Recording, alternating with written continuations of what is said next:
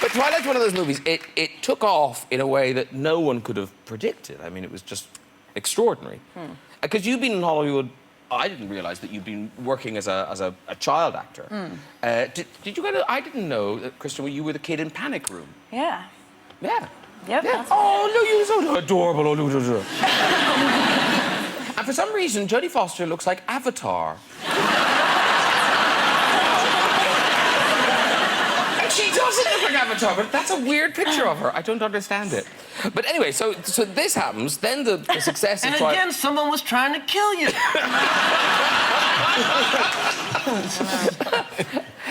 And you know, because you had been a working actress, you get in good roles, you were in movies, but suddenly you're on a different level. You know, you can get a movie made. Do you like that power, or does pressure come with that? I really like to fight for jobs. I hate the feeling of suddenly being like, oh, well, you know, Kristen can have it because she'll... just because she can. You know what I mean? I don't know what the hell you're talking about. Give me the job. I don't care if everybody's better than me. I want the job. Well, the parts for a Mexican. Yeah. Because Kristen, because you've got two daughters. Yes. Are they big fans of Christians because of Twilight? My oldest sneaks and watches it a little bit. How old is she? She's 10. Oh. Yeah. She bit me last week, so... And are they going to be annoyed that you've met Kristen without them? Because you're kind of their window into their heroes. A little bit. They'll be, you know... I took my oldest to a basketball game the other day, and she met Justin Bieber. Oh. And Bieber took off his shades and gave it to her. Oh, get out of here. And then, they're gasping. They're gasping. Yes. And she put on the shades and went to school, and then she was pregnant. I just looked at you like... That Bieber kid's powerful. Because Stephen, you tweet about, is it Harry, your son, that you tweet? Harry, I've got two, but Harry's the eldest, yeah. Because what was the thing at the market that... Took him to Camden Market. He shouts, Jews! Jews! He says, there are Jews everywhere.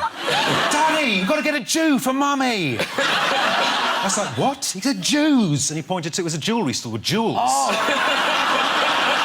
For a moment there. For a moment there, you thought your wife was sleeping with Mel Gibson. I thought, I haven't got my Jew nets with me. Wow. You're not the only one working in the medium of film. Chris Rock has a new film out. Yes, it does. Yeah, yes, it does. Yeah. I got And I am really excited to see that, by the way. It's really good. I love 2 Days in Paris so much. And this is better. Really? It's better. God, it must be good then. I'm loving this. You're doing my job. Keep going. Keep going. Ask him about it. I bite no one. It's an unlikely movie for Chris. Is that I don't know why it would be unlikely that Chris Rock is in this movie, but it is. Essentially it's a French film. It's essentially a French movie, yeah. Yeah, and it's you and Julie Delpy. She wrote it, directed it. Yes. And you star in it together. Yes. And as you were saying, it's not quite a sequel. It's a follow-on. Yes. Yeah. It's like the Twilight movies. It's not sequels.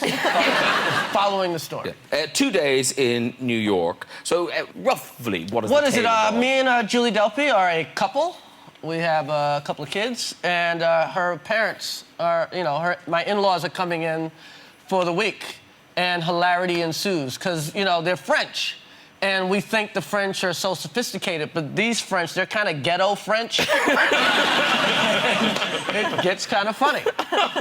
And it is really funny, because I really didn't know what to expect. I didn't know what it would be, but it's really funny. It's good. Yeah. It's good. It's like, this movie doesn't suck. Well, I didn't know what to expect, and I really enjoyed it. And Julie Delpy, she's easy on the eye. She's great, and she lets me, like, touch her and feel her ass and stuff. You need that when you're doing a movie with somebody, to feel like a couple, you know? Did she write the part for you? She said she wrote the part for me. I think it was originally written for Queen Latifah, but after Queen Latifah passed, I was next on the list. Because do you get offered many kind of... Because you're a romantic lead in this movie, really. Yeah, I don't get offered a lot of romantic leads. No, I get, you know... quick-talking mailroom guy, cop with, you know...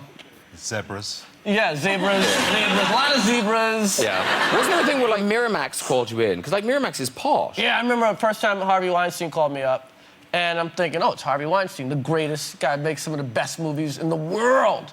You know, and, you know, the English Patient and the Piano and whatever. And I get in there, and it's like, hey, we got this movie called Rapper Bus. You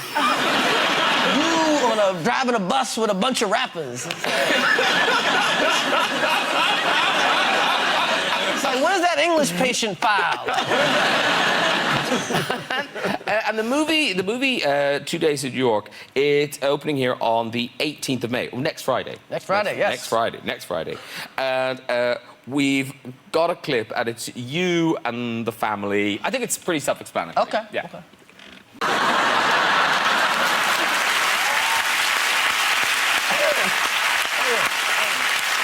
It's funny, it's good. Yeah, you must be really pleased with it. It's good. Yeah, it's good. Good movie. And in the movie, there are scenes where you talk to your good friend, Barack Obama. Yes. I talked to a life-size cardboard cutout of Barack Obama and try to get advice from him. Because you know Barack Obama, don't you? I kind of do know Barack Obama. Because it's interesting, because he just came out in favor of the gay marriage I know. thing. I was like, maybe I'll marry a guy just to see how it is. Now we can. I'll get a couple of wives. Because that's so controversial, do you think he did that because he thinks, I'm not getting re-elected, or did he do it because he's so confident he's going to be? I don't know. I just think, you know, when you have kids, you can't lie to your kids. And he, you know, he said, I read today, you know, his kids have friends that have, you know, same-sex parents. I just took my daughter to a party the other day, and, you know, two guys, you know, same-sex parents.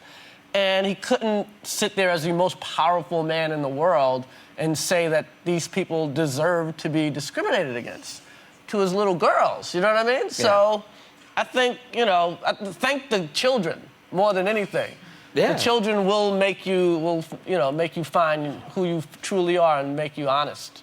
And I think that's what happened. His kids made him honest. That's good.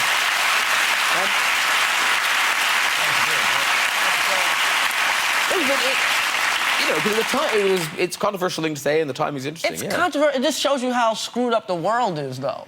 That a man just goes, hey, I think gay people should be treated like everyone else. Controversy! It's like, what kind of world is this? It's so horrible. Now, in terms of your daughters and meeting people, they're still waiting for your invitation to the White House, aren't they? Yes, we have not gotten that. You know, I was there not too long ago. But my daughters want me to arrange a play date with Sasha and Malia. And Sasha and Malia are a little older than my daughters. They're like, hey, you know, Sasha and Malia, you know, they're hanging with the Kardashians or something. Probably not. Yeah. But I like the way your girls are aiming high. My girls aim real high. How can we use this Chris Rock connection? They don't. Yeah, we go to Disneyland. They want Mickey to eat with us. Call Mickey up, Dad. See what he's doing for dinner. And now, because are the girls good at school? Because you weren't very good at school, were you? Oh, they're just horrible. No, they're great. They're great. They're smarter than me because I can't help them with their homework anymore. At 10? At 10. I dropped out like real. At 9? Yeah. So, you know my story at the coal mine. Because, Kristen, did you go to school? Yeah, of course. Because you don't seem like you went to school. No. Yes. Because you were on set when you Jodie Foster was her teacher. I started to do homeschool when I went to high school, but I went to public. I was miserable all through middle school and stuff, which is normal. I got to do the normal. Yeah. Experience. You were unhappy like everyone should be. Excellent. Well done. That's right. Yeah. So miserably unhappy. No. I just, I really liked independent study. I was able to, like, choose everything I read on the road in freshman year because of it, and that's, you know, not something I probably would have been able to do in public school. So. And now you're in the movie. Yeah. Yes. Yeah, very good. I'm very excited about it. Have you started filming that yet? Yeah, we're finished. We're about to go to Cannes, actually. Oh, right. I'm going to Cannes. Really? Yeah. That'll be fun. I'll see you next week. Cool, man. Stephen, are you going to Cannes? No, not going to Cannes. No. I'm going to Canning Town.